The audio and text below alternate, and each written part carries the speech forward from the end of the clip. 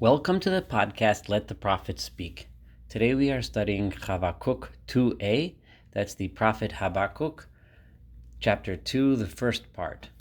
I'm going to divide this chapter up into several parts because there are kind of several distinct ideas that are expressed, and it kind of breaks up logically. This is Saul Weinreb, the host for your podcast. In chapter 1, Habakkuk had just demanded. The chapter 1 kind of went through 3 stages. The first stage was where Habakkuk looked at his city, saw corruption, and complained to God. Here I am trying to teach the people to live right, to do right, to be just, to be kind, etc. But people don't listen because they don't see justice. They see the righteous being oppressed by the evil, by the transgressors. They see the arrogant getting rewarded. They see the famous question that bothers us all the time: why do we see people prosper when we know them to be corrupt? And then God goes ahead and tells Habakkuk, no, look out there, you'll see this nation of Babylon. Destruction is coming, punishment is coming for this corruption. Immediately Habakkuk sees and understands, whoa, this is not what I was looking for.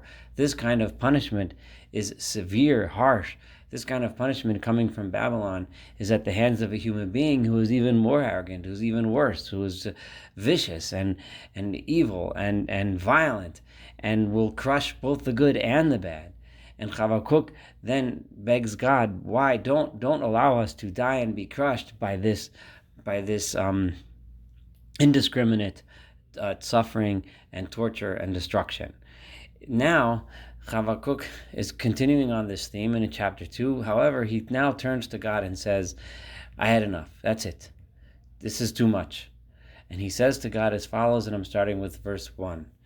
Al mishmarti e'emoda. I am going to stand here on my guard. Kind of like he says, I'm standing here, God, I'm staying right here. The etziatzva al matzor, and I am going to stand right next to the matzor, which is the post, the fortress that I'm standing here. Va'atzapeh, and I am going to wait lirot to see ma yidaber bi, what it is that God is going to tell me. I'm standing here and waiting. I need an explanation, says Habakkuk. And what exactly is it going to be that God is going to answer to my rebuke, to my complaint? I filed a complaint with God. This kind of punishment is not just. This is not right.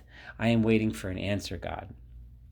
And God answered me, and he said, now, the answers that God is going to give are going to be these kind of partial answers, these kind of little answers that kind of sort of sometimes answers a little bit, but doesn't really get to the bottom of the question, to which we know we will never know the answer, which is why sometimes we don't see what we think is justice in front of our eyes. And this is what God answers. Kesov chazon. I want you to write down your vision. God says, I'm appearing to you in a vision. I want you to write it down. But write it down clear. Uva'er al haluchos. Write it down clearly on tablets of stone so that it's legible, it's readable to anyone. Leman yorotz korevo. So that the reader can read it quickly, easily, without having to figure out what the letters are. I want it to be written nice and clear. This is my answer. It's kind of ironic that God tells him to write it down clearly, and then as we study the rest of this book, we'll see that we kind of get a little bit of an answer, but we never really get an answer. But that itself is the answer, and let's study it. Ki od chazon lamoed. There will yet be a prophecy about a time to come. Ki od chazon lamoed. There will yet be a prophecy about a time to come.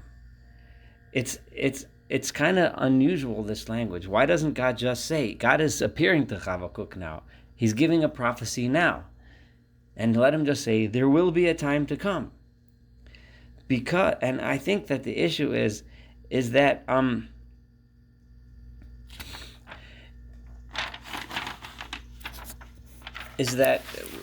is not coming here to say that is a prophecy now. God is making it clear, I am not giving you the answer now, but I am promising you that one day in the future, you will understand. This is what God is telling him. Ki od chazon lamoed. There will yet one be a day when you will understand justice, when it will make sense. You're not going to hear it today, but one day there will be such a thing. V'yafeach laketz velo yichazev. And when this truth comes out, right, v'yafeach laketz, this will speak to the end, the absolute time, the velo yichazev, and it will not lie. It will be pure. It will be 100%. It will not lie. It will be truthful. It will make sense. Im yismama, and if it delays, and if this time takes a long time to come, yitmahamea chakelo, wait for it. You have to have faith. You have to wait for that answer. Just have faith that someday it will be understood. This is what God is saying. Ki vo yavo, it will come. Lo ya'acher, it will not be delayed.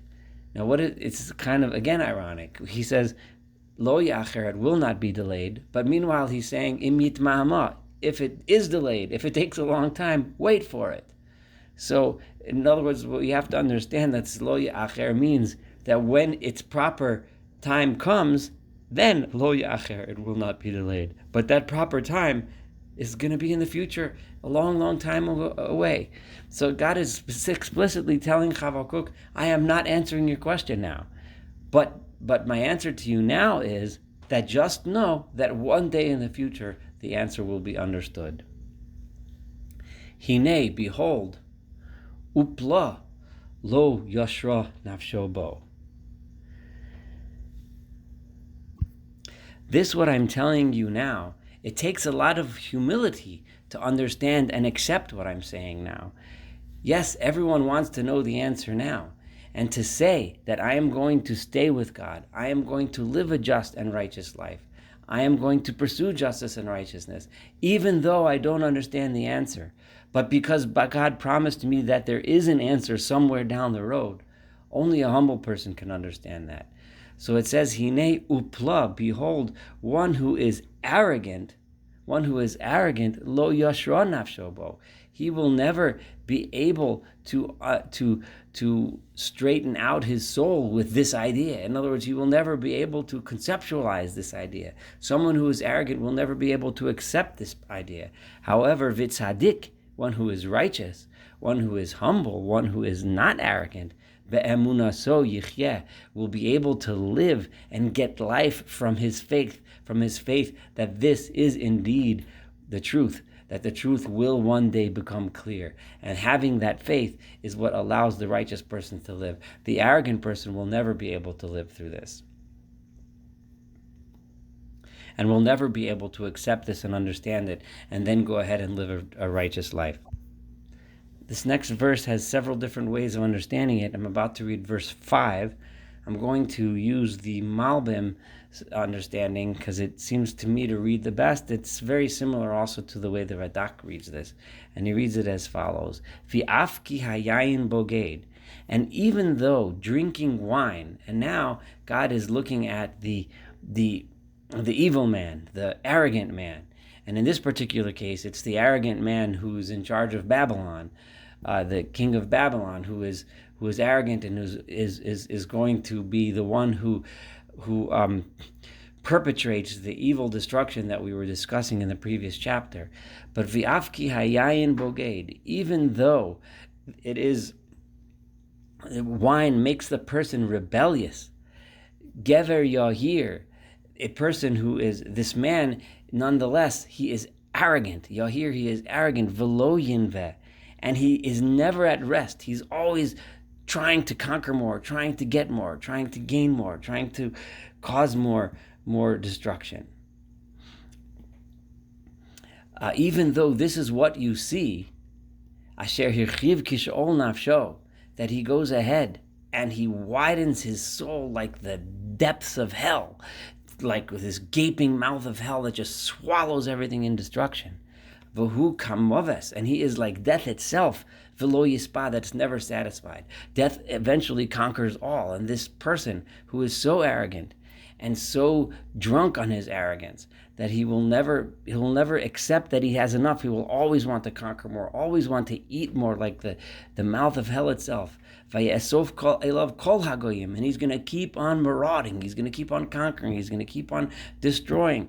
And he's going until he gathers all of the nations of the world. Vayikbotz elav kol ha'amim, and he gathers to him rulership over all the nations of the world. However, even though that's what you appear, that's what you see, says verse 6, Halo elech ulam olav mashol yisao. While he's doing that, he's creating a tremendous amount of hatred in the world to him. All of those people that he conquered now hate him, now want to rebel against him. And all of them are now going to be saying, right? They're going to be saying about him all kinds of stories, all kinds of things. They're going to be saying, that evil king, that terrible king, look what he did to us, look what he did to our family, look what he did to our nation. Umilitza chidoslo.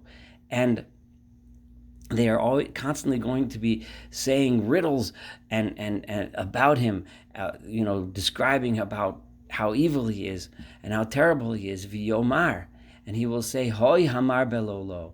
Woe is it to he who gathered so much things that never really belonged to him. He never had a right to do that. He never had a right to take all these things away from us. Ad masai, until when will this go on? Umachbid olav avtit, until when that we can finally just pour upon him the thick mud that one pours upon a corpse, a dead body to bury. So this is what the entire world's going to be waiting for. So what God is saying here is a certain type of justice that one often sees in the world, but not always. And that is that when a person is a terrible dictator, a terrible leader, a person that makes people suffer, that conquers and destroys, he creates a legacy of hatred which eventually will come back to haunt him. And therefore it says in verse 7, Halo pesa yakumu noshchecha, those people that you owe money to, in other words, you being this oppressor, this terrible ruler, this demagogue, those that you owe money to because you stole from them, you took from them, one day, suddenly they will gather enough strength and they will overcome you. They will overpower you. V'yiktsu mizazecha, and the ones who you have shaken up, that you have destroyed, they will wake up. V'hayisalim shisoslamo, and you will be the one that gets destroyed by them. Why? Verse 8, Ki atosha loso goyim rabim, because you are the one who plundered so many nations. Therefore, yishalucha kol yeser amim. Therefore, all those other nations are going to eventually come and plunder you. Midemei adam, because of all of the lives of human beings that you destroyed. V'chamas haaretz, and all of the stealing and the theft of land that you took, Kiryah, when you took those cities, v'chol yoshveva, and all the people in it. That's why it's going to come back to haunt you one day. This is one type of justice, which is only a partial answer, of course, because it still doesn't explain why God allowed him to destroy the innocent in the first place. But it does, but God is saying that it is the nature of the world that eventually when one perpetrates evil, it does come back to haunt him. I'm going to stop here because this is the end of an idea in Habakkuk 2. Thank you so much for studying Habakkuk 2a. Looking forward to studying Habakkuk 2b with you as well.